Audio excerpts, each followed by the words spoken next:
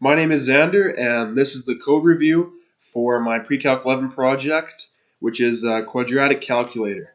So I'm just going to go into in-depth, briefly describe basically the structure of this website and how it works and how this calculator actually works. All right, so first off, I'm just going to give you a basic understanding of the structure of any website for that matter. There's basically three elements. There's HTML, CSS, and JavaScript. The HTML is the plain structure of the website, and it's the bare bones. It's the building block which the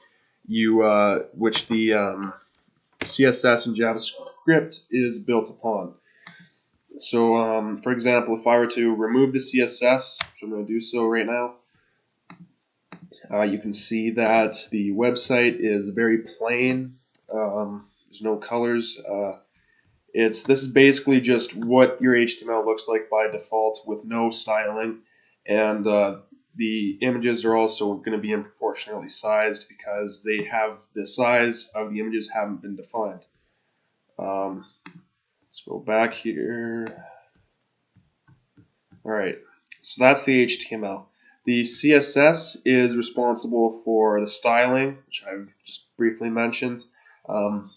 Responsible for these fonts, this positioning of all of these elements, the colors, and yeah, that's basically the CSS. The JavaScript is responsible for the actual responsiveness of the website and the programming of the calculator itself. So if I were to enter some values in here, the JavaScript is responsible for running the calculations and actually displaying this output down here. Please enter a valid number. The JavaScript is also responsible for checking if the user has entered a valid number, and I put a negative number in here, so it's not going to run unless if I put a proper value. And there you go. So the JavaScript is responsible for that. So now let's open up the text editor and take a look at the source code. So right here we've got the HTML file, the CSS file, and the JavaScript file. The HTML file acts as the housing for the CSS and the JavaScript. The CSS is linked right here, and the JavaScript is linked right here. What linking the CSS and the JavaScript does is it allows the HTML to communicate with the CSS and the JavaScript in order to apply these styles defined within the CSS, which the CSS defines the styles by targeting specific elements such as the body of the HTML and even specific classes such as block. And as I already discussed, the CSS is responsible for the colors, text sizing, positioning, making the web page look pretty. The CSS is also responsible for these crazy animations that I've got going on here. It's responsible for this background and border color changing using these keyframes. So yeah, that's the CSS.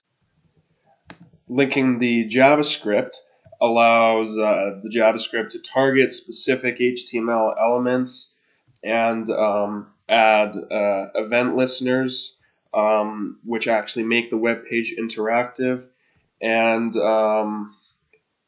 actually doing real calculations which have been programmed in order to make the calculator actually work. Alright, so now let's discuss how the calculator actually works and why it does what it does.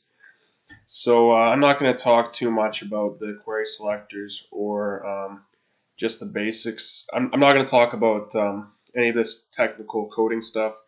I'm basically just going to translate this into English and tell you what it's actually doing. So basically what's going on here is the user is inputting values that have to be within the specific parameters. If the parameters that I have outlined here aren't true, then the code's still going to run. but it's not going to display the output. It's just going to alert a message. So if I make this negative and here to calculate, it's going to tell you to enter a valid number. Okay, so let's go back to our code here. So basically, this right here is that first value that we saw there in the fence calculator, the fence input length, second value, the fence input areas. What these two things doing here, they're just taking that value and assigning it to a variable. So we're going to declare the variable b equals fence input length dot value. That's that first value we saw there in the fence calculator. We're going to let a equal the fence input areas, which is the second value we saw there in the fence calculator, minus -1 or +1. The reason I'm minusing -1 instead of just saying +1 is because the plus operator also acts as a concatenation operator. I'm not going to go too into depth on that, but basically it's just not giving me the desired outcome, but minusing -1 is going to give me the desired outcome. And the reason I'm adding 1 or subtracting -1 is because I don't care about how many enclosure areas there are. The only thing I care about is how many x values there are. So if I'm taking the number of enclosure areas and adding 1, say my enclosure areas is 3 plus 1, that's going to give me 4 x values. You can actually see this here, or if you had 2 enclosure areas, you can see this is 1 enclosure area, this is another enclosure area, you got 3 x values. So 2 enclosure areas plus 1 equals 3 x values. So that's why I've done that. Then we're going to define x equals b over 2 times a.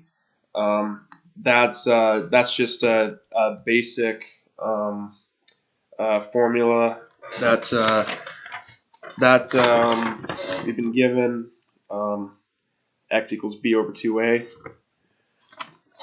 And then y equals b minus a times x.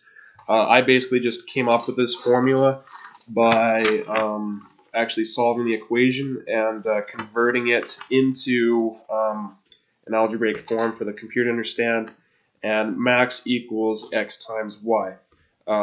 This y here is the actual dimension of y, what your y value should be.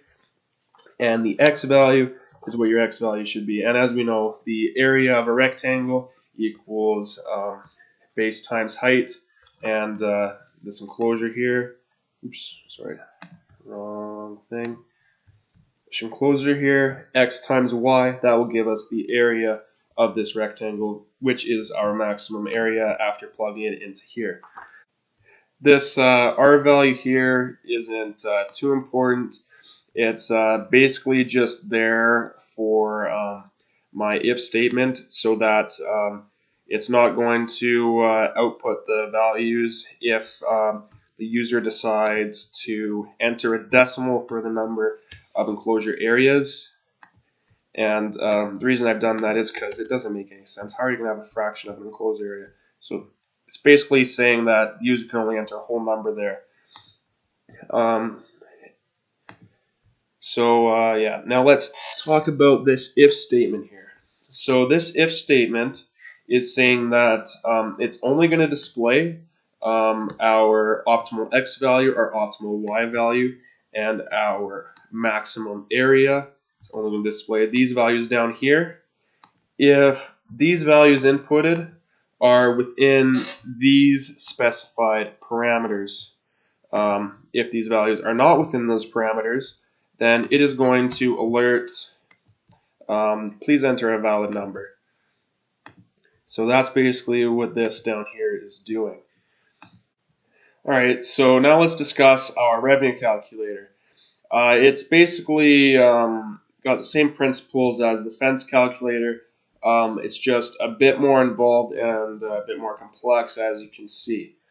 So right here within our event listener for the button, it's going to run this code when the user clicks the button, and it's only going to display the outputs if the user values are within the outlined parameters, which you can see here. It's only going to run. It's only going to run this if it's within these parameters. So yeah, basically we got here is we got our first value, second value, third value, fourth value. These are all just accepting the user input and attaching it to an actual variable. This here, this A, B, and C, if you were to take these inputs here and convert it into a quadratic formula by adding 2x to 20, so 20 plus 2x times 30 minus 4x. If you were to convert that into an equation and multiply those together to get a quadratic equation, this is basically just outlining your A value, your B value, and C value. It's converting into the form ax squared plus bx equals, ax squared plus bx plus c equals 0. It's basically just converting it into that. D value here, this is basically just a formula which I have derived from completing the square. Same with E and F. These are all just, I've derived all of this, all of these values here, E, F, and G, and D. I've calculated these from completing the square. It's not going to discuss that too much because it's a little bit complicated, and I'm going to be here forever trying to explain this. So yeah, that's that. And this right here, R, S, and T, those are similar to these are this R value up here, in that it's only going to allow certain user inputs to be valid. That's how I program this, so that you can only enter a price that goes to 2 decimal places. You can enter 299, but you can't enter 2991. It'll tell you to enter a valid number. So yeah, this basically solves the equation just the same way a human would, but I've converted this into algebraic form. Yeah, it solves it by completing the square, but in a language that JavaScript can actually understand with these defined variables. One thing I didn't discuss, this right here, this is basically just preventing browser defaults, so that when you click this button, the page isn't reloading and losing all of your output. Yeah, basically just some JavaScript specific stuff. So yeah, I believe that is it. That is how I created Guido's quadratic calculator. Thanks for watching. I hope you enjoyed this video, and hope you maybe learned something, how websites work. Hope you found my quadratic calculator useful. Thank you. Peace.